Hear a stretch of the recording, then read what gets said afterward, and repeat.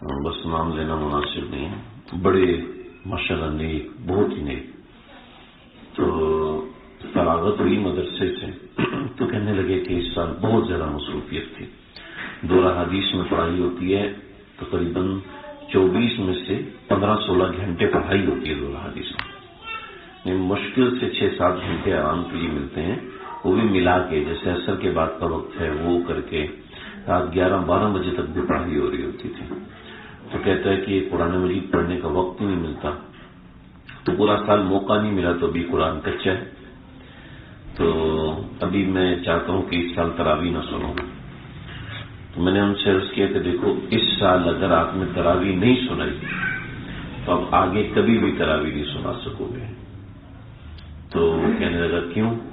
میں نے کہا وجہ اس کی ہے کہ ابھی آپ لائٹ لے رہے ہو، آپ ہلکا چھوڑ دیں گے.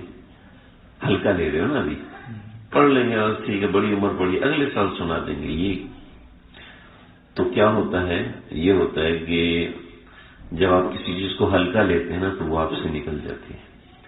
جیسے آپ صلی اللہ علیہ وسلم نے فرمایا، جس نے قرض لیا اور اس کا ارادہ ہے قرض اتارنے کا، تو اگر اس کے اوپر پہاڑ کے برابر بھی قرض ہے تو اللہ اس کی اتارنے میں مدد فرماتے ہیں.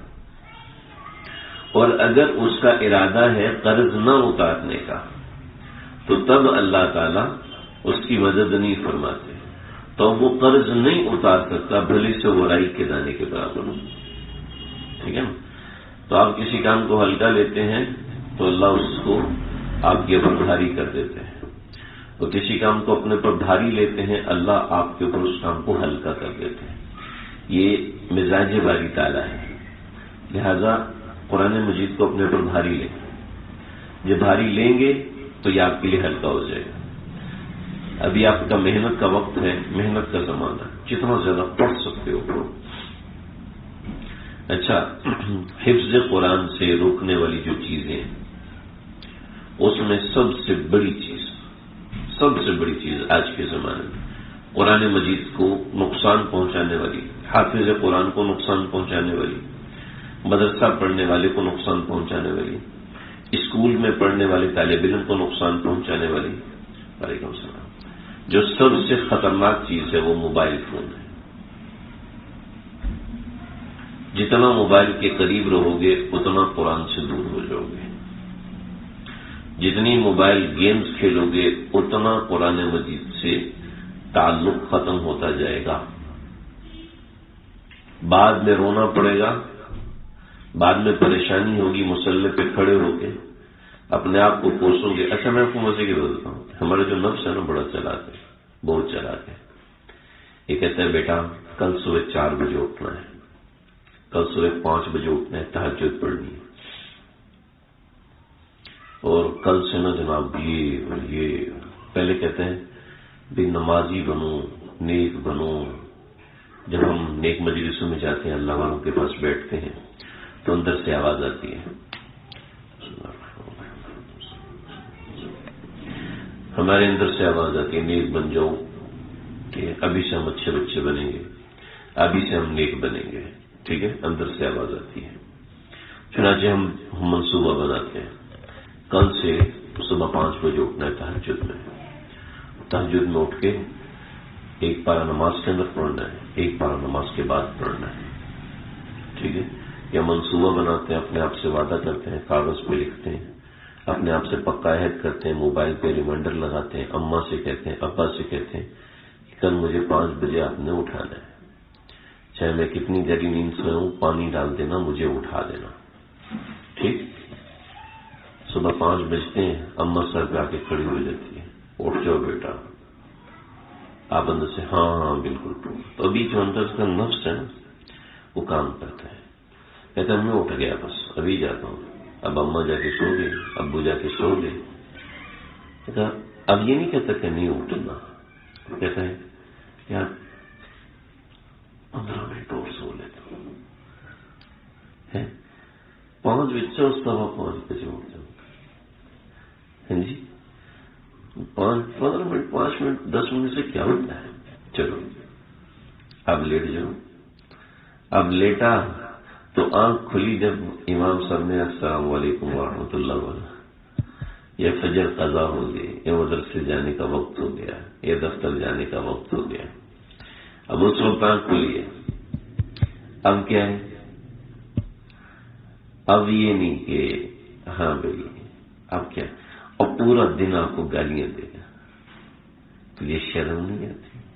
ارے تو کر ہی نہیں سکتا، تو جیسا بے وقوف انسان کوئی نہیں، اپنے آپ کو کوسے گا. تو جیسا گھٹیا کوئی نہیں. کتنے ارادے کیے تھے، اماں نے جگایا، شرم نہیں تو نہیں ہوتا. تو کچھ کر ہی نہیں سکتا. اندر سے مایوس یہ نہیں کہے گا، یہ بالکل بھی نہیں کہے گا کہ کل کر لینا، یہ نہیں کہے گا. پورا دن گالیاں دے گا. جب پورا دن گالیاں دے کر دیکھے گا کہ آپ مکمل مایوس ہو گئے، پھر اس کو تسلی ہو جائے. رات سوتے وقت آپ کہیں بھائی اٹھ تو سکتے نہیں، دفعہ کرے گا. ٹھیک. تو یہ آپ کو کبھی غلط کام سے روکے گا نہیں، کہ تھوڑا ٹال دو، تھوڑا سا آپ کو ٹالے گا، تھوڑا سا آپ کو ملائے گا. ملا علی قاری رحمۃ اللہ لکھتے ہیں النفس کالطفل الصغیر، نفس جو ہے وہ چھوٹے بچے کی طرح. اس کو بیٹا یہ لے لو، نہیں میں نے وہ کھانی ہے، چلو بیٹا اس سے آگے والی دے گا، ہاں وہ بیل جائے گا، پھسل جائے گا، ہاں وہ کھا لے گا. ٹھیک ہے جی، سمجھ رہے میری بات؟ تو میں ان کو کہہ رہا تھا کہ قرآن مجید کو یاد کرنے کا سب سے بہترین طریقہ یہ ہے کہ اس قرآن مجید کو کثرت سے تلاوت کیا جائے. ہمارے بزرگوں میں سے ایک بزرگ گزرے ہیں، اللہ تعالیٰ ان کو کروڑوں جامع عطا فرمائے، صحت کاملہ عاجلہ مستمرہ عطا فرمائے. ان کے پاس ایک والد صاحب اپنے بیٹے کو لے کر آئے اور کہا کہ یہ میرا بیٹا ہے اور یہ حفظ قرآن نہیں کر رہا، آپ اس کو سمجھائیں. تو کہا کہ بیٹا کیا مسئلہ ہے؟ کبھی مسئلہ یہ ہے کہ میں سبق یاد کرتا ہوں، سبق یاد نہیں ہوتا. بڑی محنت کر کے، کوشش کر کے، زور لگا کے سبق یاد کیا. جب سبق یاد کیا تو وہ یاد ہو گیا، جب استاد کے سامنے جاتا ہوں تو بھول جاتا ہوں. اب استاد نے شکایت کی تو اماں نے کہا، اماں بھی حافظ قرآن، تو اماں نے کہا کہ بیٹا مجھے آپ سنایا کرو. چنانچہ ایک دن سنایا، دوسرے دن سنایا، تیسرے دن غلطی آئی، چوتھے دن غلطی آئی،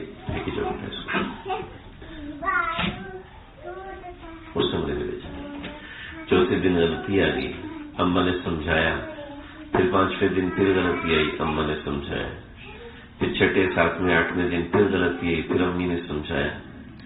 بلاخر امی نے سمجھا کے وہ مارنا شروع کر دیا. جب پڑھائی کو 10-15 دن شروع ہوئے تو اماں نے تو بیٹے نے کہا کہ میں نے اماں سے نہیں پڑھنا، ہاتھ کھڑے کر دیے. میں نے قاری صاحب سے نہیں پڑھنا کیونکہ قاری صاحب بیمار تھے. تو کہنے لگے پھر میں نے کہا کہ چلو میں اب اس کو پڑھاؤں گا. جب میں نے پڑھانا شروع کیا تو 2 دن 3 دن سبق صحیح یاد کیا. پھر جب دوبارہ سب کی منزل پہ آئے تو اس میں غلطیاں آنا شروع ہوئی. جب غلطیاں آنا شروع ہوئی تو میں نے بھی پٹائی کی.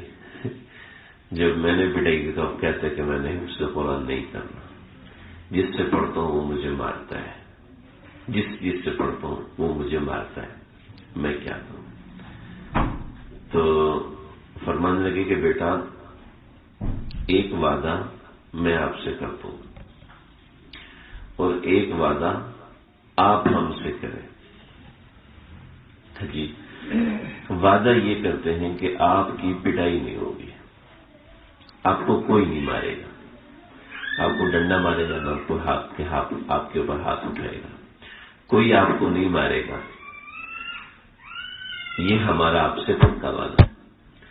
لیکن آپ نے ہم سے جو وعدہ کرنا ہے وہ یہ کرنا ہے کہ آپ اپنا جو پورا دن پڑھتے ہو وہ پڑھیں، لیکن ایک پارہ فجر کی نماز کے ساتھ آپ نے تلاوت کرنا ہے.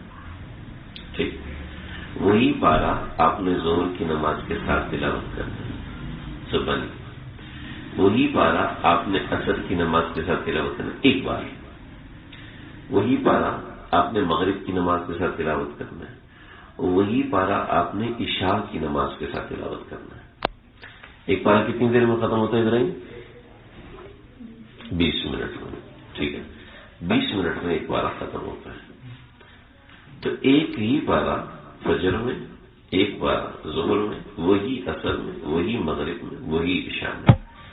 زیادہ مشکل کام ہے؟ 20 منٹ لگتے ہیں نا، سب کو 20 منٹ لگتے ہیں. ہیں جی، سب کو 20 منٹ لگتے ہیں. سمجھ گئے؟ تو 20 منٹ ہر نماز کے ساتھ لگا دو. ٹھیک. اگلے دن فجر کے بعد، ظہر کے بعد، عصر کے بعد، مغرب کے بعد. اگلے دن فجر کے بعد، ظہر کے بعد، عصر کے بعد، مغرب کے بعد. اگلے دن. ٹھیک ہے. جب 4 سے 5 دن گزریں گے وہ پارا کیسا ہو جائے گا؟ کہ ابراہیم اس میں کوئی غلطی نکال سکتا ہے؟ جی. اب 5 دن مسلسل پڑھنے کے بعد کوئی اس میں سے غلطی نہیں نکال سکتا. یہ آپ وعدہ کرو. اس نے کہا ٹھیک ہے، یہ تو کوئی مشکل کام نہیں، یہ میں وعدہ کرتا ہوں. ٹھیک ہے جی. اب کیا ہوا؟ اب یہ ہوا کہ وہ بچہ جو قرآن مجید سے چڑھتا تھا، وہی بچہ جب اماں ابا کے ساتھ گاڑی میں بیٹھتا ہے تو قرآن مجید اٹھایا ہوتا ہے. کہیں پارک میں جاتا ہے، کہیں ریسٹورینٹ میں جاتا ہے تو اپنے ساتھ قرآن مجید اٹھا کے رکھتا ہے. اس کو پتا ہے کہ میں نے، اس کو سمجھ میں آئے گی. آپ 1-1.5 ہفتہ یہ عمل کریں. 1-1.5 ہفتہ یہ عمل کرو گے تو اس کے بعد آپ کو سمجھ میں آ جائے گی قرآن مجید رٹا مارنے سے یاد نہیں ہوتا.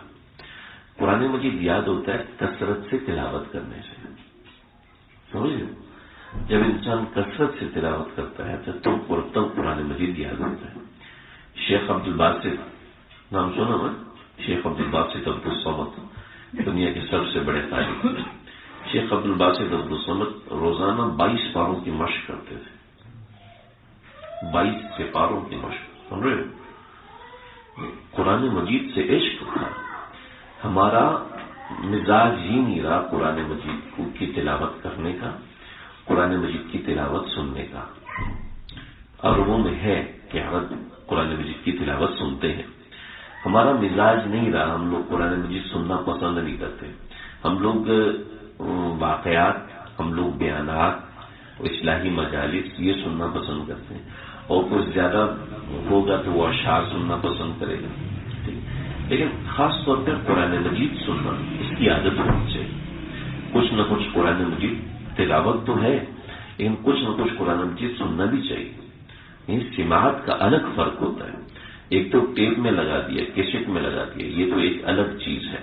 ٹھیک ہے، وہ بھی چلو نہ ہونے سے ہونا بہتر ہے. لیکن ایک یہ ہے کہ براہ راست اپنے بچوں سے سنا جائے، براہ راست کسی سے قرآن مجید سنا جائے. اس کے الگ فضائل ہیں، اس کے الگ فوائد ہیں. تو قرآن مجید سننا یہ بھی ایک الگ عبادت ہے. ہمارے ہاں تو نماز میں تو تھوڑا سا قرآن مجید زیادہ ہو جائے نا بس پھر خیر نہیں مولوی صاحب کی. ہماری مسجد میں بھی ایک صاحب کھڑے ہو گئے تھے. میں نے پوری والشمس وضحاہا پڑھ دی، پوری پڑھی. وہ صاحب غصے ہو گئے، اتنی لمبی آپ نے نماز پڑھا دی، اتنی کرنی لگتی ہے. تو آج کل لوگوں کی یہ کیپیسٹی بھی نہیں رہی. البتہ بعد میں بھی اور بھی بہت کچھ ہوا. تو میرے پاس وہ کھڑے ہو گئے، اتنی لمبی آپ نے نماز پڑھائی. تو دوسری طرف ایک اور آدمی کھڑا ہوا، وہ نماز کے بعد کہتے مولوی صاحب آپ نے اتنی چھوٹی نماز کیوں پڑھائی؟ پھر زور سے آتا ہے، کہتے اگر دو ہے نا تو پھر ہم بھی ہیں، ہم ان کی رعایت کرتے پھر ہماری بھی رعایت کیا کرو. تو خیر ایسے ہی ہوتا ہے. تو بہت طرح کے لوگ ہوتے. میں کہہ رہا تھا کہ ہمارے ہاں قرآن مجید سننے کا مزاج ہی نہیں رہا. تو یہ حافظ بچے بیٹھے ہوئے تھے تو میں نے اس کے حساب سے بات کی. بات شروع ہوئی تو بات ایسے ہی نکل گئی. اسی موضوع کے اوپر کچھ مزید باتیں عرض کر دیتا ہوں. ہمارے اکابرین میں سے ایسے اکابرین گزرے ہیں جنہوں نے قرآن مجید کو اپنی زندگی بنایا. امام نافع رحمۃ اللہ علیہ، قرآن مجید کی بہت سی قرات ہیں جس کو 7 عشرہ کہتے ہیں. 7 قرات وہ ہیں جو کہ متواتر ہیں، اور 3 قرات وہ ہیں جو قرات شاذہ ہیں.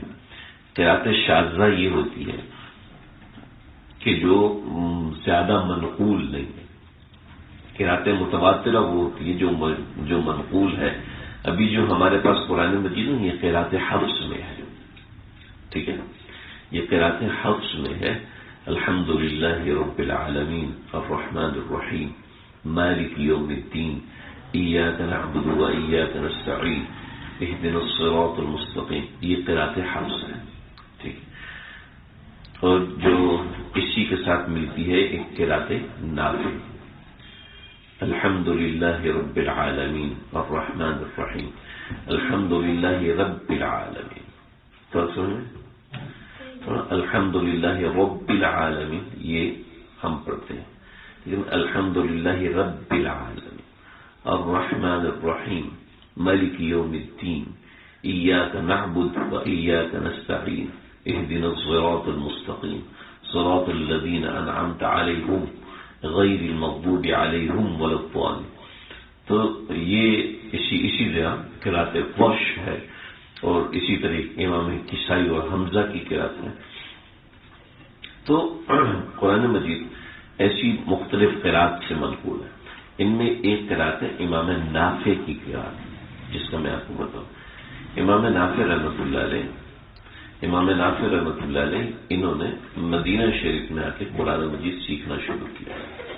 ٹھیک ہے، تو جب مدینہ شریف میں آ کے قرآن مجید سیکھنا شروع کیا تو یہاں کے جو استاد تھے غالباً امام کسائی تھے یا کوئی اور، مجھے اس وقت نام سے ان میں مستحضر نہیں ہے. تو انہوں نے کہا کہ دیکھو بیٹا، میرے پاس پڑھنے والے طلباء بہت ہیں، لہذا باصلاحیت لوگوں کو میں لیتا ہوں. آپ بہت دور سے آئے اور صلاحیت والے نظر نہیں آ رہے، لہذا میں آپ کو نہیں پڑھا سکتا. امام نافع رحمۃ اللہ علیہ دروازے پہ بیٹھے گئے اور کہا کہ جب تک آپ مجھے نہیں پڑھائیں کہ میں یہاں سے جاؤں گا نہیں. اور ایک زمانے تک دروازے پہ بیٹھے رہے اور دور دور سے سن کے سیکھتے رہے. اور جب سنانے کا وقت آیا، جب امام نافع نے سنایا تو استاد نے سب سے آگے بٹھایا. میں تو سمجھتا تھا کہ تم ایسے ویسے ہو، کوفی ہو، اس طرح کے ہو. اب سمجھ میں آیا کہ تم جیسا پڑھنے والا چاہیے. اور یہی امام نافع تھے جنہوں نے اپنی زندگی میں 18,000 قرآن مجید مکمل کیے. 18,000 قرآن مجید مکمل کیے. اور حضرت کی زندگی کو اگر دیکھا جائے تو حضرت کی زندگی میں اس حساب سے قرآن مجید ختم ہونے کا معنی یہ ہے کہ حضرت نے ایک قرآن مجید 3 دن میں ختم کیا. ٹھیک ہے، اب درمیان میں کئی مرتبہ انتقال ہوا، کئی مرتبہ بیماری ہوئی، کئی دن بیمار رہے، لیکن ان مکمل دنوں میں کچھ پڑھ نہیں سکتے تھے. لیکن اس کے باوجود یہ معاملہ تھا. بڑے ایک بزرگ شدید بیمار تھے رمضان میں، تو عیادت کے لیے ان کے خلیفہ گئے. پوچھا کہ حضرت اس دفعہ قرآن مجید کا کتنا معمول رہا؟ تو رونے لگے. کہا بیٹا کوئی معمول نہیں رہا، نہیں پڑھ سکا، سارا رمضان ضائع ہو گیا. کہا کہ حضرت پھر بھی ہمیں ترغیب کے لیے بتا دیتا کہ ہمیں پتہ چلے کہ بیماری میں کتنا قرآن مجید.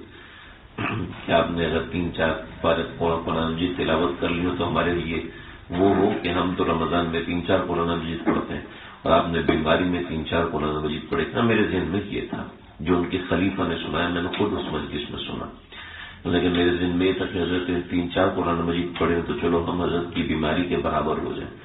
کہا کہ بڑے افسوس کے ساتھ روتے ہوئے کہا کہ میں ایک دفعہ صرف 25 قرآن مجید مکمل کر سکا ہوں. صرف 25 قرآن مجید مکمل. حافظ قرآن ہے تو ظاہر بات ان کی زبان پہ قرآن چڑھو. تو محض حفظ قرآن کافی نہیں ہے بیٹا، اس بات کو سمجھو. قرآن مجید کے ساتھ لگاؤ بھی ضروری ہے، قرآن مجید کے ساتھ دھن بھی ضروری ہے کہ آپ کو قرآن مجید سے محبت ہو. جتنی محبت ہوتی ہے کھانا کھانے کی، جتنی محبت ہوتی ہے گیم کھیلنے کی، جتنی محبت ہوتی ہے موبائل دیکھنے کی، جتنی محبت ہوتی ہے ناول پڑھنے کی، جتنی محبت ہوتی ہے کہانی پڑھنے کی، اس سے کہیں زیادہ محبت قرآن مجید سے کریں گے تو یہ ہمیں بہت کچھ دے گا، بہت کچھ دے گا. آپ کو پتہ ہے ہماری جو ترقی نہیں ہے، ہمارا ملک جو ترقی پذیر ہے، یہ ایک وقت میں اتنا طاقتور تھا ہماری کرنسی کے سامنے ساری دنیا کی کرنسی کھڑی ہوئی تھی ہاتھ جوڑ کے. ہماری جو کرنسی تھی اس کرنسی کے سامنے دنیا کی کرنسی ہاتھ جوڑ کے کھڑی ہوئی تھی. سمجھ رہے؟ یعنی ہمارے 2 روپے میں ایک گائے آتی تھی. 2 روپے میں ایک گائے. سمجھ رہے؟ سب سے چھوٹا سکہ، سب سے چھوٹا، یعنی سب سے چھوٹا نوٹ کتنے کا ہے؟ 10 روپے کا. سب سے چھوٹا نوٹ. اس کے بعد تو سکے ہیں. پہلے ہوتا تھا سب سے چھوٹا درہم، جو سب سے چھوٹا نوٹ ہوتا ہے وہ بنتا تھا، مجھے بھول رہا ہے 35، 36 یا 37، ان تینوں میں سے 35، 36 یا 37 تولہ سونے کا. کیوں دانش بھائی؟ سب سے چھوٹا، چلیے میں 35 رکھ لیتا ہوں. 35 تولے سونے کا سب سے چھوٹا سکہ ہوتا تھا. اور اس کے بعد دانک آتے تھے جو کہ چاندی کے ہوتے تھے. یعنی 20-30 تولہ سونا تو کوئی بات ہی نہیں تھی. سمجھ رہے؟ اس کے جو دلال ہوتے تھے نا، میں استاد جی نے بتایا کہ کھوٹا جو ہم تھے کہ کھوٹا درہم دے دیا، کھوٹا سکہ دے دیا، وہ ہوتا تھا جو سونا خراب ہو جاتا تھا اس کو لوگ ویسے ہی دے دیتے تھے فری میں. فری میں دے دیتے، یعنی ایسی مالداری تھی. اور اس کے جو اکاؤنٹنٹ ہوتے تھے نا، اکاؤنٹنٹ وہ ایسے کرتے تھے یوں جیسے چھابڑی ہوتی ہے پلیٹ سے اگر ہم کوئی چیز نیچے ہلکی، دال وغیرہ نیچے ہلکی ہلکی کر کے گرائیں تو جیسی گرتی ہے، وہ اس طریقے سے دراہم اور دینار کو نیچے گراتے تو یوں چھاٹی کرتے، ٹھک ٹھک ٹھک ٹھک ٹھک ٹھک ٹھک یوں کر نیچے گرنے سے وہ گنتے تھے. اور اس میں جو خراب ہوتے تھے یوں انگلی مار مار کے نا ان کو ٹھک ٹھک ٹھک کر کے سائڈ پہ نکالتے جاتے تھے. خراب والے اس طرف چل جاتے تھے، صحیح والے اس طرف سامنے آ جاتے تھے. سمجھ رہے؟ اورنگزیب عالمگیر نے ایک مرتبہ کہا کہ ہم ایسا کرتے ہیں کہ اس دفعہ اپنا خزانہ گنتے ہیں کہ خزانے میں کتنا مال ہے. ٹھیک ہے؟ یعنی سب سے چھوٹا سکہ 35 تولہ سونا، سب سے بڑا سکہ 102 تولے سونے کا ہوتا تھا. ٹھیک ہے؟ یہ فیکٹس اینڈ فگرز ہیں جو سید حسین احمد مدنی رحمۃ اللہ علیہ نے اپنی کتاب نقش حیات میں لکھے. سمجھے؟ ہر دکان کے سامنے جیسے آج کچرے کا ڈھیر ہوتا ہے ایسے سونے کے سکوں کا ڈھیر ہوتا تھا. اور اس میں جو خراب سکے ہوتے تھے وہ الگ رکھے ہوتے تھے کہ اس کو کباڑی کو دینا، وہ ان کو صاف کر کے جو صحیح سونا ہوگا وہ ہمیں دے گا، باقی کچرا اپنے پاس رکھے گا. کتاب الصرف ہمارے مدرسوں میں کی جو فقہ کی کتاب کتاب الصرف یہ اس زمانے میں بہت چلتی تھی. یعنی سونے کے معاملات کے حوالے سے اتنا سونا تھا ہمارے اس ہندوستان کے اندر جو پاکستان اور ہندوستان مشترکہ تھا، یعنی اتنا سونا ہوا کرتا تھا. اورنگزیب عالمگیر بڑی پائے کے بادشاہ گزرے. ان کے زمانے میں نا علماء کی تنخواہیں بڑی کم تھیں، تو علماء نے آ کے شکایت کی کہ لوگ جو ہے ہماری تنخواہیں بہت کم ہیں، تو آپ جو ہے کوئی آرڈر پاس کریں کہ علماء کی تنخواہیں بڑھ جائیں. کیا تمہیں تنخواہ چاہیے یا فری کے پیسے چاہیے؟ فری کے پیسے تو نہیں چاہیے. آپ وہ کر دیتا، چلو ٹھیک. سب نوابوں کی دعوت کی. ٹھیک ہے؟ سب نوابوں کی دعوت کی. تو دعوت کرنے کے بعد کہا جی آپ لوگ اتنے دن میرے پاس رہیں گے اور ہر مہینے میں 3 دن میرے پاس آیا کریں گے. ٹھیک؟ ہاں فلانے نواب مجھے وضو کراؤ. اس نے لوٹا اٹھایا، بادشاہ کو وضو کرانا ہے معمولی بات. لوٹا اٹھایا، پانی ڈالنے لگا. ساتھ ساتھ سنتیں بتاتے جو وضو کی سنت ہے کیا؟ کہتے میں نے کی بتا مجھے کیا پتا؟ اتنا بڑا نواب ہے تجھے وضو کی سنتیں نہیں آتی؟ دباؤ یہاں سے، نکل یہاں سے. آج تم آؤ، دوسرے آؤ. ہاں جی وضو کی تیسری سنت کون سی؟ کہ میرے ابا کو بھی نہیں آتی تھی، مجھے کہاں سے آئی؟ کیا دفعہ ہو جائے یہاں سے. 4-5 کو ذلیل کر کے نکالا. وہ گئے امام صاحب وضو کی سنتیں سیکھو. کہتے پہلے میری تنخواہ بڑھاؤ. کہتے دو گے کیا؟ کہا جو چاہیں لے لیں. کپڑ نکالو 500 روپے. اب 2 روپے کی تو گائے آتی ہے، 500 روپے. یعنی اس میں حساب لکھا ہوا ہے. ایک 300 درہم 300 درہم کے اندر ایک متوسط گھرانہ بہترین زندگی گزارتا تھا پورا سال. 300 درہم کے اندر 501 سنت سیکھنے پہ مل رہا ہے. ٹھیک ہے؟ تو اب جب رئیس علماء کے پاس جا رہے ہیں تو چھوٹے لوگ تو خود بخود ان کے پیچھے ہیں کیا. چنانچہ اورنگزیب عالمگیر نے یہ طریقہ کار اپنایا. اورنگزیب عالمگیر بادشاہ ہونے کے باوجود خود خطاط تھا. خطاط سمجھتے، رائٹنگ کرنے والا، لکھنے والا. تو اورنگزیب عالمگیر قرآن مجید لکھتے تھے. قرآن مجید اور ہر ایک کو قرآن مجید لکھنے کی اجازت نہیں ہوتی تھی، علماء ہی لکھتے تھے. آج کے زمانے میں ہمارے پاس یہ جو نسخے یہ بیروہیوں کے لکھے ہوئے ہیں، بیروہیوں کے لکھے ہوئے ہیں، اور یہی نسخے چل رہے ہیں. آپ دیکھیں گے ہر جگہ پر ایک ہی نسخہ، ایک ہی طرح کا نسخہ ہوتا ہے. 14 لائنوں والا نسخہ پورے پاکستان میں ایک طرح کا، 15 لائنوں والا نسخہ پورے پاکستان، پوری دنیا میں ایک طرح کا. عرب میں ہینڈ رائٹنگ تھوڑی سی تبدیل ہوگی، لیکن جو لفظ اس صفحے پہ ختم ہو رہا ہے وہی لفظ اس کے صفحے پر بھی ختم ہوگا. تو 15 لائنوں کا ایک نسخہ متعین ہے. کبھی آپ اس چیز پہ غور کریں، انشاءاللہ آپ کو سمجھ میں آئے گی. یہ چیز یہ ایگزسٹ کرتی ہے، یہ چیز موجود ہے. میں ہوائی باتیں نہیں کر رہا. تو اورنگزیب عالمگیر قرآن مجید لکھتے تھے، اور میں نے بھی اس لکھے ہوئے کا چھاپا دیکھا ہے. تو اور پھر خطاط کا لکھنا ہوتا تھا کہ فلاں خطاط نے لکھا ہے، تاکہ پتہ چل جائے کہ یہ مستند آدمی کا لکھا ہوا یہ نہیں لکھا. پریس تو ہوتا نہیں تھا نا اس زمانے میں، چھپائی تو ہوتی نہیں تھی. تو خطاط جو حضرات تھے انہوں نے اعتراض کیا کہ لوگ اورنگزیب عالمگیر سے محبت کرتے ہیں، تو مجھے ڈر ہمیں ہماری روزی ماری جاتی ہے. لوگ کہتے ہیں اورنگزیب کا لکھا ہوا ہی ہمیں چاہیے، جو ہمارا بادشاہ ہے اسی کے ہاتھ کا لکھا ہوا ہمیں چاہیے. تو اس کی ڈیمانڈ بڑھ رہی ہے بادشاہ ہونے کی وجہ سے. ہماری ڈیمانڈ ختم ہو رہی ہے کیونکہ ہم بادشاہ نہیں ہیں، لہذا آپ کو اپنا نام لکھنے کی اجازت نہیں ہے. چنانچہ اورنگزیب عالمگیر نے اپنے نسخے پہ اپنا نام لکھنا بند کر دیا کہ میری وجہ سے دوسرے خطاط کی روزی نہ ماری جائے. ایسے اللہ تعالیٰ نے حکمران عطا فرمائے تھے.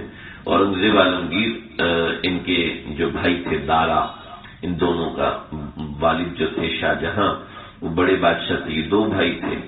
تو اورنگزیب عالمگیر اپنے زمانے میں شیخ سعید کے پاس گئے. ان سے کہنے لگے کہ ان کے پہلے بھائی گئے اور کہا کہ آپ دعا کیجئے کہ تخت مجھے مل جائے. تو کہا کہ آئیے بیٹھیے، تشریف رکھیے. نہیں حضرت میں آپ کے قدم میں بیٹھوں. ٹھیک ہے.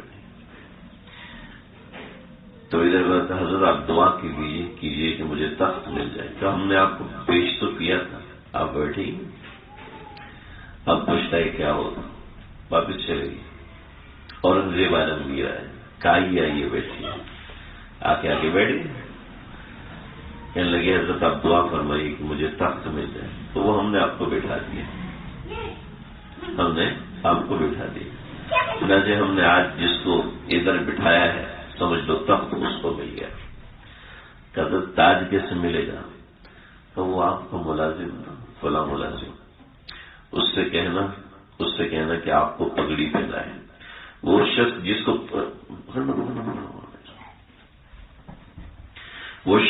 کو پگڑی پہنائے گا اسی کو تاج ملے گا.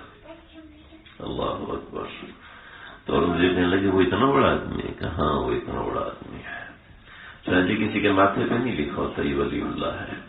انسان اپنی محنت سے، کوشش سے اللہ سے تعلق بناتا ہے، پھر اللہ تعالیٰ اس کو عطا بھی فرماتے ہیں. اورنگزیب عالمگیر اور آپ دیکھیں کہ ان کو پتہ ہے کہ اللہ کے یہاں معاملہ کیا ہے کہ جو اس تخت پہ بیٹھے گا اللہ تکوینی طور پہ اس کو بادشاہ بنائے گا. تکوینی نظام، تکوینی معاملات اور ہوتے ہیں. تکوینی معاملات کے اندر ایک اپنا علم ہے. حضرت خضر علیہ السلام وہ تکوینیات کے پیغمبر تھے. اللہ نے ان کو تکوینی امور کا پیغمبر بنایا تھا. تکوینی امور کیا ہے؟ کسی پہ غم آیا ہے، کسی پہ تکلیف آئی ہے، کوئی بیمار ہوا ہے، اس سے اس کو کیا کیا فائدے ہوئے.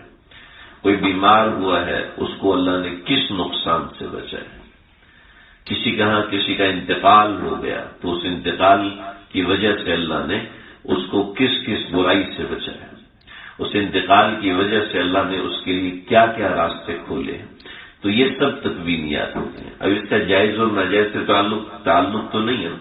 حضرت موسیٰ علیہ السلام نکلے تھے حضرت خضر علیہ السلام کے پیچھے. اور جب حضرت خضر سے ملے تو کہنے لگے، حضرت خضر کہنے لگے کہ آپ چپ نہیں رہ سکتے، کہ نہیں آپ جو کہیں گے میں کروں گا۔ حضرت موسیٰ نے جا کے بچے کو ذبح کر دیا۔ حضرت موسیٰ نے یہ کیا طریقہ ہے، بچے کو ذبح کر دیا، آگے جا کے کشتی توڑ دی۔ یہ کیا وہ انہوں نے آپ کو فری میں بٹھایا اور آپ نے کشتی توڑ دی۔ احسان کا بدلہ یہ ہوتا ہے۔ اب شریعت تو کہتی ہے کہ احسان کا بدلہ احسان سے کیا جائے، شریعت تو کہتی ہے کہ بچے سے پیار کیا جائے اور آپ بچے کو ذبح کر رہے ہیں، تو غلط بات ہے۔ تو بتایا کہ بچے کو جو میں نے مارا ہے اس کی کیا وجہ ہے، کہ وہ بچہ بڑا ہو کے اپنے والدین کا ایمان چھین لیتا، اور اس کے ساتھ دوسرا یہ کہ اس بچے کی وجہ سے جو ماں باپ صبر کریں گے اس صبر کے اجر کے طور پہ اللہ تعالیٰ ان کو ایک بیٹی عطا فرمائیں گے جو 1000 انبیاء کی ماں ہوگی۔ تو تکوینیات ہیں، ہم نہیں جانتے تکوینی امور کیا ہے۔ چنانچہ اورنگزیب عالم تو یہ بزرگ اللہ والے اللہ تعالیٰ بعض راز ان کے سامنے کھول دیتے ہیں۔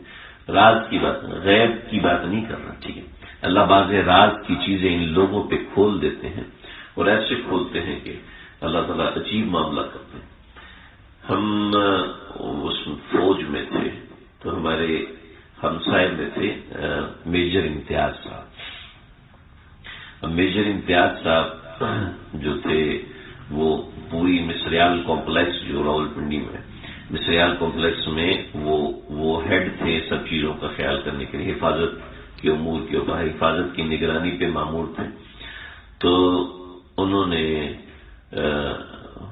وہاں پر کوئی اس زمانے میں بہت بڑا ٹی وی آیا تھا، تو وہ ٹی وی چوری ہو گیا۔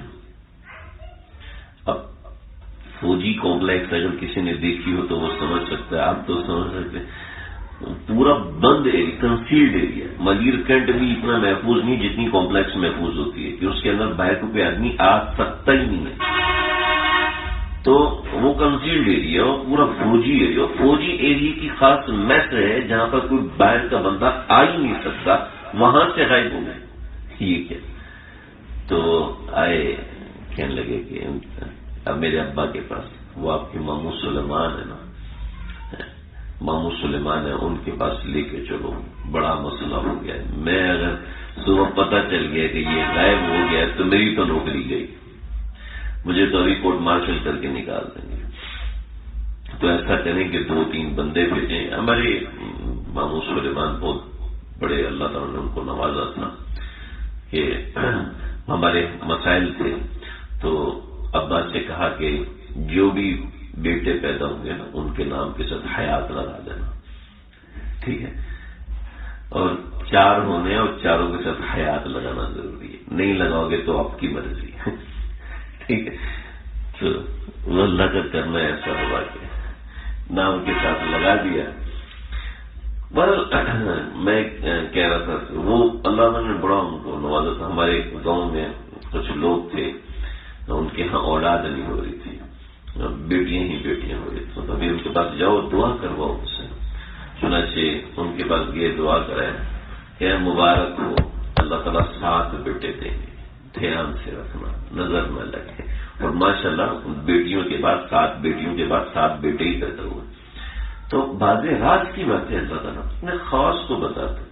تو یہ گئے تو ان سے کہنے لگے کہ ابھی میرے آنے کی ضرورت نہیں وہاں پر، ان کو بتا دینا کل صبح زور کے بعد امرود کے جو درخت ہیں اس کے نیچے آپ کا سامان مل جائے گا۔ اور ویسے ہی ہوا، صبح امرود کے درخت کے نیچے وہ بندہ ڈال گیا، چلا گیا۔ پھر بعد میں انٹیلیجنس کی پتہ چلو سویپر نے اٹھایا تھا، سبھی اس نے دیکھا کوئی دادا بندہ نہیں، وہ لے کے چلے گا، اس کو چلا نہیں آیا۔ کیسے چلاتے ہیں پتہ نہیں ہے کیا، یہ میں کیا بنا اٹھا کے لے رہا ہوں۔ تو جیسے شیخ چلی جا رہا تھا نا، ہم لوگ بہت نہیں ہوتے، شیخ چلی جا رہا تھا، اس کے ہاتھ میں کلیجی تھی، جا تو بڑا خوش ہو رہا ہے، کلیجی لگ جا رات تو کھاؤں، تو چیل آئی اور کلیجی اٹھا کے لے گئی، چھین کے لے گئی، تو زور سے یاد رہا ہے بھاگو ترکیب میرے پاس ہے، تم جتنا مرضی نہیں چلے، ترکیب میرے پاس بنانی نہیں آتی تو پتہ نہیں میں کدھر نہیں کر گیا۔ تو اورنگزیب عالمگیر کو تو کہا کہ اچھا وہ اتنا بڑا بزرگ ہے، تو اندر گیا کہ آئیے مجھے آپ وضو کرائیں. وضو کرایا اس نے. تو جب سر کا مسا کرنے لگا تو امام اٹھا کے نیچے رکھ دیا اور پھر سر کا مسا کیا. سر کا مسا کرنا کیا یہ پگڑی اٹھا کے مجھے پہنائے کہ آپ خود پہن لیں. میں بادشاہ ہوں تیرا پگڑی پہنانے کا کہہ رہا ہوں کہ نہیں آپ خود پہن لیں میں نہیں پہناؤں. کہ آپ پہنائیں گے اگر آپ ابھی نہیں پہنائیں گے تو میں تو نہیں چھوڑوں گا آپ کو. یہ تو آپ نے میری بات نہیں مانی وہ تو ضد پہ آ گیا. تو اس نے جلدی سے اٹھائی اور پگڑی پہنائی. کہنے لگی بڑے اللہ والے بنتے ہیں لوگوں کے راز بتاتے ہیں دوسروں کو. میں نہیں کر رہا نوکری کا آپ سے میں نوکری کروانی نہیں ہے. اب آپ سے میں کیسے نوکری کراؤں گا. آپ مجھے پتا چل گیا آپ اتنے بڑے آدمی. اللہ اکبر. تو بعض چیزیں اللہ تعالیٰ لوگوں کے سامنے کھول دیتے ہیں. تو میں بتا رہا تھا کہ دیکھو اللہ رب العزت نے اورنگزیب عالمگیر کو عزت دی قرآن کی خدمت کی وجہ سے. تو قرآن کی خدمت کرتے ہوئے نا کبھی گھبرانا نہیں, کبھی مایوس نہیں ہونا, کبھی پریشان نہیں ہونا. قرآن کی خدمت بہت بڑی. آپ صلی اللہ علیہ وسلم خیرکم من تعلم القرآن وعلمہ. بہترین بندے دنیا کی ٹاپ لیول کے لوگ جو ہوتے ہیں وہ غوث قطب ابدال مجددین. یہ نہیں اس کے بارے میں نہیں فرمایا. خیرکم تم میں جو بہترین لوگ ہیں من تعلم القرآن جو قرآن سکھاتے ہیں, قرآن سیکھتے ہیں, وعلمہ اور قرآن سکھاتے بھی ہیں. ایک ٹاپ لیول کے لوگ ہیں. تو آپ جو بچے حفظ کر رہے ہو نا, آپ لوگ جو قرآن مجید پڑھ رہے ہو, اب یقین کرنا آپ اس وقت دنیا کی ٹاپ لسٹ ہوئے. بڑے بڑے شیخ الحدیث آپ کے پاؤں کی خاک ہیں. لیکن شرط یہ ہے کہ آپ اس کا پاس رکھو, آپ اس کا لحاظ رکھو. جس کو اللہ نے قرآن کی دولت دی ہے اور اللہ تعالیٰ دے رہے ہیں وہ اس کی قدر کرو, اس کو ضائع نہ ہونے دو بد نظری کے ذریعے سے, آنکھ خراب کرنے کے ذریعے سے, غصہ کرنے کے ذریعے سے. عام طور پہ بچے غصہ کر دیتے ہیں اپنی اماں کے اوپر یا ابا کے اوپر یا بہن بھائیوں کے اوپر غصہ کر جاتے ہیں. عام طور پہ یہ ہو جاتا ہے. اس کو ضائع نہ ہونے دو بھائی, اس کی قدر کرو. دارالعلوم کراچی کے اندر مقابلہ ہوا حفاظ قرآن کا. تو حفاظ قرآن کا جو مقابلہ ہوا تو اس حفاظ قرآن کے مقابلے میں فیصلہ نہیں کر پا رہے تھے. 3 بچے تھے اور تینوں ہی مقابلے ٹاپ مقابلہ تینوں کا, اور بہت ہی زبردست قرآن مجید پڑھ رہے تھے. تو انہوں نے درخواست کی کہ حضرت شیخ الاسلام مفتی تقی عثمانی صاحب سے کہ حضرت آپ تشریف لائیں اور آپ پھر امتحان لیں, امتحان کے بعد آپ خود فیصلہ کریں. تو حضرت نے 3 بچوں سے 3 مقامات پوچھے. تینوں بچوں نے بالکل صحیح سنا, سنتے ہی شروع کے پورے. دوسرا بھی اب سب پریشان ہے کہ فرق کیسے کریں. تو شیخ الاسلام مفتی تقی عثمانی صاحب آئے اور ایک بچے کو اٹھایا اور اس کو گلے سے لگایا. میں فرمایا آپ لوگ سمجھ ہی گئے ہوں گے کہ میں نے اس کو پہلا نمبر دیا. اس کی وجہ کیا ہے؟ اس کی وجہ یہ ہے کہ اس نے نہ صرف یہ کہ قرآن پہ محنت کی بلکہ قرآن کے ایکسنٹ پہ محنت کی. ایکسنٹ ہوتے قرآن کا لہجہ, ٹھیک ہے. میں نے ایک جگہ پڑھی ہے, میں مثال کے طور پر مجھے یاد نہیں کون سے قاری حضرت, ایک جگہ پوچھی تو اس نے شیخ سدیس کی طرز میں سنایا. پورے دور کو شیخ سدیس کی طرز میں سنایا, جہاں وہ رکتا ہے, جہاں وہ اٹھاتا ہے, جہاں وہ گراتا ہے, بالکل بس. دوسری جگہ پوچھی اس نے مکمل شیخ شورین کی طرز میں سنایا, اور تیسری جگہ پوچھی اس نے پورا شمشاری کی طرز میں سنایا. تو میں سمجھتا تھا کہ صرف عرب قرآن پڑھتے ہیں, اب پتہ چلا کہ ہمارے بچے قرآن مجید ایسا پڑھتے ہیں کہ عرب شرم آ جائے. سمجھ رہے ہو, پوری دنیا کا مقابلہ ہوا حفظ قرآن کے اوپر. پچھلے سال کی بات بتاؤں, جیتنے والا پاکستان کا ایک طالب علم پشاور سے تعلق رکھتا تھا, مسجد نبوی کے اندر. جی مسجد نبوی میں مقابلہ اور جیتنے والا یہ طالب علم پشاور سے, ٹھیک ہے. دبئی کے اندر انٹرنیشنل کمپٹیشن ہوا اذان کا, ٹھیک ہے. اذان کا کمپٹیشن ہوا پچھلے سال کی بات, اس سال تو ابھی تک نہیں ہوا. اذان کا مقابلہ اور جیتنے والا پاکستان کا طالب علم. بڑے بڑے موذنین نہیں, پاکستان کا طالب علم، چھوٹا سا طالب علم، تو طالب علم اگر محنت کرے، آپ لوگ اگر محنت کریں قرآن مجید کے اوپر تو یقین کرنا آپ دنیا کو منوا سکتے ہیں، لیکن آپ محنت نہ کریں۔ محنت کا مطلب یہ ہوتا ہے کہ آپ کو دھن سوار ہو جائے۔ مطلب مثال چھٹی ہے، ایک ٹانگ اس ٹیبل پہ، ایک ٹانگ اس ٹیبل پہ، کوئی ضرورت نہیں، آج چھٹی ہے بدے کریں۔ جس کو دھن سوار ہوتی ہے نا، بس پھر وہ اس چیز سے نکلتا نہیں۔ جس کو دھن سوار ہوتی ہے نا، وہ ایک چیز کے اوپر فوکس کرتا ہے۔ 1983 میں ایک فٹ بالر تھا جس کا نام تھا پہلے کے شوز آج بھی چلتے ہیں، پہلے کے شوز جو ہیں کالے رنگ کے شوز، لمبے سے منہ والے، اور جس کو پہننے کا بھی دل نہیں کرتا، دیکھنے کا بھی دل نہیں کرتا۔ میں نے پتا کیا تھا ایک پیئر کا پیسہ 70,000 روپے۔ میں نے کہا اس کے اندر ایسی لگا ہوا ہے کہ وہ 70,000 روپے لے گئے، کہتے نہیں پہلے کے ہیں۔ تو انہیں لوگ خاص طور پہ ٹانگوں پر رکھ کے دکھا رہے تھے، میں نے پہلے کے جوتا پہنا ہوا 70,000، 80,000، 90,000، 1.5 لاکھ کا جوتا، عام جوتا۔ اور لوگ پاگل ہیں، ملتے ہی نہیں ہیں۔ وہ کہتے ہیں اور یہ کب آئے گا، آرڈر پہ بنواتے ہیں پہلے کا شوز، اس کے نیچے پہلے لکھا ہوتا ہے۔ کہتا یہ فٹ بالر تھا، کیا کیا اس نے 1983 کے اندر ایک کک ماری، کک جا کے، وہ کک کیسے ماری، منہ اس طرف تھا اور پول اس طرف تھا، الٹے کک ماری اور جا کے پول کو لگی تو یہ کھڑا ہو گیا۔ کہتا یہ گول ہے۔ تو کیسے گول ہے، پول کو لگ کے واپس آ گئی، کہ گول ہے۔ کہا جی وہ کیسے، کہا پول کو ناپو۔ پول کو ناپا تو وہ پول آدھا فٹ چھوٹا کیا ہوا تھا، سمجھے؟ اس نے گول منوایا اور وہیں سے چھوٹا کیا ہوا تھا جہاں سے اس نے کک ماری۔ کہتا ایسا ہو نہیں سکتا کہ میں کک ماروں اور گول سے باہر جائے، ایسا نہیں ہو سکتا۔ اس نے محنت کی تھی۔ جب انسان محنت کرتا ہے پھر کھڑے ہو کے دعویٰ کر سکتا ہے کہ میں ٹھیک ہوں، یا محنت ہی نہیں کرتے، ایک سیدھے سبق میں اٹک جاتے ہیں، 4 لائنوں کے اندر اٹک کے پڑھ رہے ہیں، تو یہ محنت ہے نہیں بھائی۔ ان 20 لائنیں 15 لائنیں جو سبق ملا آپ کو، وہ سبق اتنا یاد کیا جائے، اتنا یاد کیا جائے پانی ہو جائے، وہ پانی ہو جائے، آپ کے دماغ سے نہ اترے۔ میں بھی وہ اپنے مقالے پہ کام کر رہا تھا، تو مقالے پہ کام کرتے اس میں ڈیجیٹل کرنسی اور کرپٹو کرنسی اس کے بارے میں پڑھ رہا تھا۔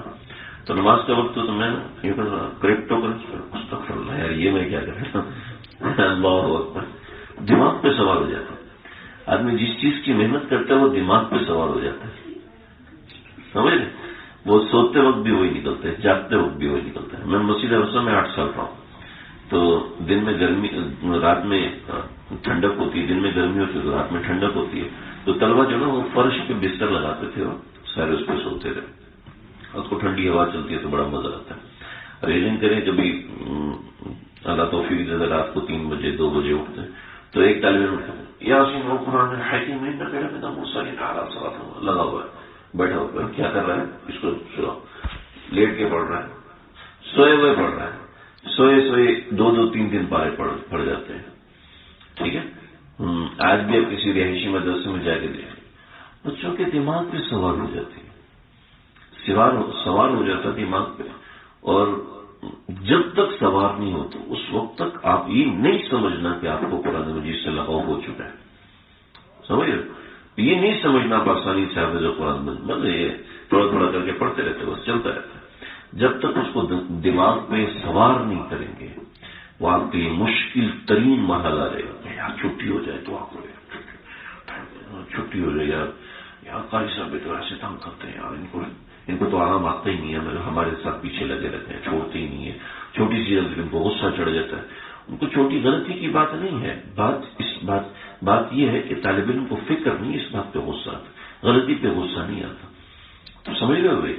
تو میں نے آج آپ بڑے حضرات سے تو بات کی نہیں، بچوں سے بات ہوتی رہی، تو بس دیکھ لو بھائی قرآن مجید سے اپنا تعلق بنانا چاہیے، قرآن مجید سے تعلق بنائیں، یہ دنیا آخرت کے لیے فائدہ مند ہے۔ زندگی بدلنے کے لیے، اپنی زندگی کو راہ راست پہ لانے کے لیے قرآن مجید سے تعلق بنائیں۔ ایک بزرگ تھے کسی جگہ میں سے گزر رہے تھے، تو رات میں اس گاؤں میں پڑاؤ کیا، آرام کیا کہ میں آج اجازت مانگی گاؤں والے سے کہ میں یہاں رک جاؤں، تو کہ جی آپ بالکل رک جائیں۔ تو صبح فجر کی نماز ہوئی تو پتہ چلا کہ علاقے میں ایک صاحب کا انتقال ہو گیا ہے۔ تو کہا آپ ہمیں بزرگ معلوم ہو رہے، آپ نے نماز پڑھائی ہے، درس دی ہے، تو ہمارے یہاں ایک بندے کا انتقال ہو گیا، تو آپ اس کو جنازہ بھی پڑھا دیں اور دفن وغیرہ کا طریقہ بھی سکھا دیں۔ تو انہوں نے کہا ٹھیک ہے۔ چنانچہ انہوں نے اس کو قبر میں اتارا، اور قبر میں اتارنے کے بعد جو چیزیں لگانی ہوتی ہیں، اینٹیں وغیرہ وہ لگائیں، اور لگانے کے بعد باہر نکلے تو کہنے لگے یار وہ میں نے اپنا مردے کو رکھتے ہوئے سامان میں نے سائڈ پہ رکھا تو وہ اندر رہ گیا، تو آپ اجازت دیں تو میں اینٹیں ہٹا کے سامان اٹھا لوں۔ انہوں نے تھوڑی سی اینٹیں ہٹائیں تو سامان اٹھایا تو دیکھا اندر سے خوشبو آ رہی، تھوڑا سا آنکھ لگا کے دیکھا تو اتنا بڑا پھول پورے جسم کے اوپر رکھا ہوا ہے۔ کسی نے پھول رکھا تھا؟ نہیں، پھول تو کہنا اتنا بڑا پھول ہے پورے جسم کے اوپر آیا ہوا۔ کہا اب تو میں نہیں چاہتا، مجھے ان کے گھر والوں سے ملاؤ۔ گھر والوں سے ملایا، کبھی اس کا کیا نیک عمل تھا؟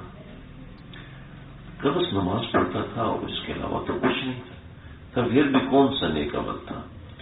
تو کہنے لگے کہ بس ان کا ایک عمل یہ تھا، روزانہ فجر کے بعد قرآن مجید کھول کے بیٹھ جاتے تھے، اور پڑھنا تو نہیں آتا تھا تو لکھتے تھے، انگلی رکھتے تھے، کہتے تھے اللہ جی مجھے پڑھنا نہیں آتا لیکن تیری یہ والی بات بھی سچی، تیری یہ والی بات بھی سچی، تیری یہ والی بات بھی سچی، تیری یہ والی بات بھی سچی۔ تو اپنے آپ کو جوڑ کے رکھنا چاہیے قرآن مجید سے۔ اللہ مجھے آپ کو ہم سب کو سمجھنے کی توفیق عطا فرمائے۔ بسم اللہ الرحمن الرحیم۔ الحمد للہ رب العالمین والصلاة والسلام علی سید الانبیاء والمرسلین۔ ربنا تقبل منا انك انت السميع العليم وتب علينا انك انت التواب الرحيم۔ افرغ علينا صبرا وثبت اقدامنا وانصرنا على القوم الكافرين۔ اللہ جی جو کہا ہے سنا ہے، کہنے والا سننے والے محتاج ہیں، ہم سب کی بلی بنا دیجیے، ہم سب کو اپنے پیار کے قابل بنا دیجیے، قلب سلیم، عقل سلیم، فہم سلیم عطا فرمائیے۔ اے پروردگار، اے پروردگار، ہمارے گناہوں کو معاف فرما دیجیے، ہمارے گناہوں کی وجہ سے جو تکالیف ہماری طرف متوجہ ہیں محض اپنے فضل و کرم سے ان کو دور فرما دیجیے، اپنے کرم خاص کو، اپنے لطف خاص کو ہماری طرف متوجہ فرمائیے۔ اے پروردگار، اے دونوں جہانوں کے پالنہار، ہماری غلطیوں کو، کوتاہیوں کو معاف فرما دیجیے۔ اللہ ہم میں جو لوگ بیمار ہیں، پریشان ہیں، ان سب کی بیماریوں کو، پریشانیوں کو محض اپنے فضل سے، محض اپنے کرم سے دور فرمائیے۔ ہم میں سے جو لوگ پریشان ہیں، کسی بھی پریشانی میں، چھوٹی بڑی پریشانی میں مبتلا ہیں، اللہ سب کی پریشانیوں کو محض اپنے فضل سے، محض اپنے کرم سے اللہ دور فرما دیجیے۔ اللہ خاتمہ ایمان پر نصیب فرمائیے، اللہ خاتمہ ایمان پر نصیب فرمائیے، جنت میں اپنے خاص لوگوں کا قرب خاص نصیب فرمائیے۔ اے اللہ صالحین کی صحبت، صالحین کے ساتھ اٹھنا بیٹھنا اللہ ہم سب کو عطا فرمائیے۔ اے اللہ دین پہ چلنے والا، قرآن پہ چلنے والا، قرآن پہ عمل کرنے والا ہم سب کو بنا دیجیے۔ ہمارے آج سے بھائی کو غریب صالح اولاد کی دولت سے نواز دیجیے۔ اے اللہ ہمارے ممان بھائی کے بیٹے عبداللہ کو، حسن کو، کے والدین کو صحت کلی، صحت کامل عاجلہ مستمر عطا فرمائیے۔ جو کام رکے ہوئے ہیں ان کو بنا دیجیے، جو آگے کام بڑھائے جاتے ہیں اے اللہ ان کو نافع بنائیے، ان کو کافی اور شافی بنا دیجیے۔ ہمارے ڈاکٹر خالد بھائی اللہ ان کی جملہ مقاصد حسنہ پورے فرمائیے۔ ہمارے خالد محسن بھائی جی معاملات کی رکاوٹ کی وجہ سے، رکنے کی وجہ سے پریشان ہیں، اللہ ان کی ساری پریشانی کو دور فرمائیے، اپنے فضل سے، اپنے کرم سے تکالیف کو دور فرما دیجیے۔